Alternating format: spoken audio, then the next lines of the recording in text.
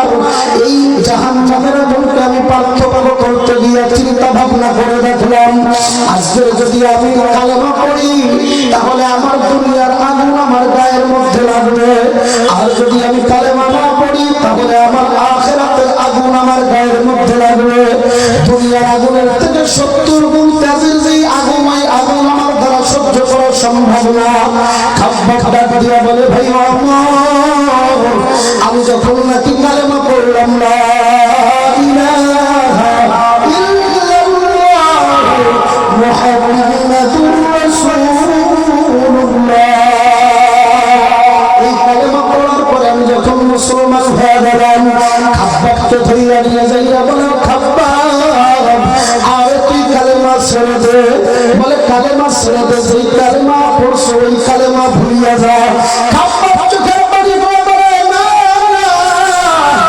আমি যেই কালেমা একবার ভিতরে ঢুকাইছি ওই কালেমা আর বের করা আমার দ্বারা অসম্ভব।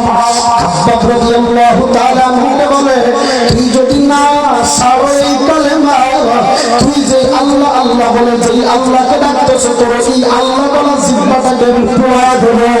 খাব্বাব রাদিয়াল্লাহু তাআলা আনহুর গালের ভিতরে এইভাবে গরম কইরা আগুনের এইভাবে আগুনের কয়লা দিয়া খাব্বাবের গালের ভিতরে ধরছে, ধরার পরে জিহ্বা পুড়িয়া যায়, আবার চলের ভিতরে ধরে, আবার চল পুড়িয়া যায়, গোশতগুলো কষে কষে পড়ে যায়।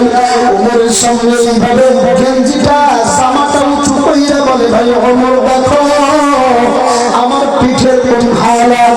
খাব্বাব রাদিয়াল্লাহু তাআলা আনহুর পিঠের দিকে ওমর রাদিয়াল্লাহু তাআলা আনহু তাকায় দেখে পিঠের ভিতরে গোশত নাই, বড় বড় গর্ত। বলে, ভাই এই অবস্থা কেন? ওমরকে ডাক দিয়া খাব্বাব বলে, ভাই ওমর, ইসলাম গ্রহণ করার কারণে, আল্লাহর জিকির করার কারণে, আল্লাহকে ডাকার কারণে, আল্লাহ আল্লাহ বলে যখন ডাক দিতাম, এই দেওয়ার কারণে আমার আজকের এই যে পিঠের মধ্যে দেখো এইরকম হালাত, বড় বড় গর্ত।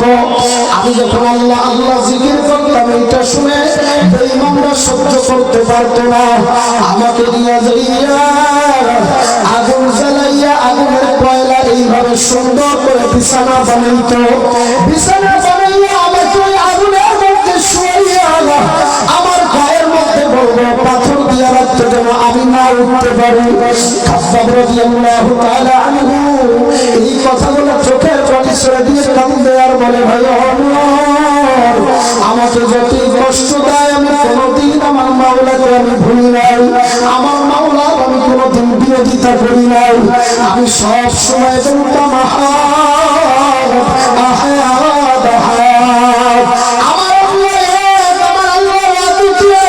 কিন্তু আজকে দেখা যায় আমার প্রিয় ভাইরা, এ পর্দার আড়ালের মা বোনেরা, আমার বাবারা, আজকে তারা জিকির করছে, এই কারণে তারা কত মায়ের খাইছে, কিন্তু আজকে আমাদের ভিতরে সেই জিকির নাই। জিকির মানে স্মরণ করা।